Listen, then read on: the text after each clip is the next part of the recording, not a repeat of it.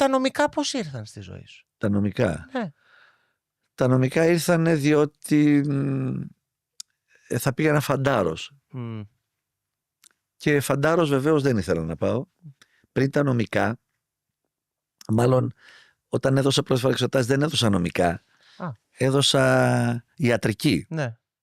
Από τα 4 μαθήματα πήγα στο 1 και έδωσα. Τα άλλα 3 προτίμησα, είχα μια φιλενάδα τότε, Ναι. τη Λιτό, και πήγαμε τη Λιτό και συνουζιαζόμαστε από το πρωί μέχρι το βράδυ. Και όταν πήγα σπίτι μου λέγανε μάλλον πώς έγραψες, έλεγα πάρα πολύ καλά. Πολύ καλό. Ναι. Πήγε πολύ καλά το γράψιμο. Ναι. Πολύ δυνατά. Έδωσα το 1 μάθημα, τα 3 ήταν μαθήματα συνουσίας με τη Λιτό. Άρα η ιατρική κάπως χάθηκε. Δεν πέρασα στην ιατρική. Ναι. Και την επόμενη χρονιά λέω κάπου πρέπει να δώσω σοβαρότερα για να περάσω. Και λέω σε τι έχω, τι μ' αρέσει, μα τίποτα δεν μ' αρέσει, συχαινόμουν τα πάντα. Αλλά λέω πιο κοντά είμαι στη γλώσσα. Οπότε νομικά ξέρω εγώ. Και κάθισα και διάβασα.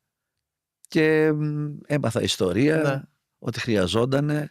Στα λατινικά καλός ήμουνα. Στην έκθεση ήμουνα πολύ καλός. Τι άλλο ήταν, λατινικά έκθεση, ιστορία. Λατινικά έκθεση, ιστορία και αρχαία.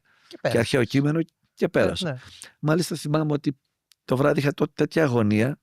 Πήγα σινεμά στο Αχίλιο, μετά κοιμήθηκα και το πρωί με ξύπνησε η μάνα μου λέγοντάς μου, παιδί μου πέρασες. Λέω πέρασα. Και μου είπε ότι νομίζαν ότι δεν πέρασα γιατί κοιτάξανε πρώτα στην νομική πατρόν, όχι στην Πάντιο, δεν είδαν το όνομά μου. Μετά είδαν στη νομική Θεσσαλονίκης, πατρόν που στο διάλογο υπήρχε μία κάπου. Δεν πέρασε το εκεί και δεν ψάξανε. Και μετά από μία ώρα είπε ο πατέρας μου στη μάνα μου, λέει εσύ δεν κοιτάμε και στην Αθηνών. Και λέει σιγά μην πέρασε στη νομική Αθηνών. Είχε πιο ψηλούς, εννοείς, πιο ψηλά μόρια. Ήταν πιο ψηλά τα στάνταρ.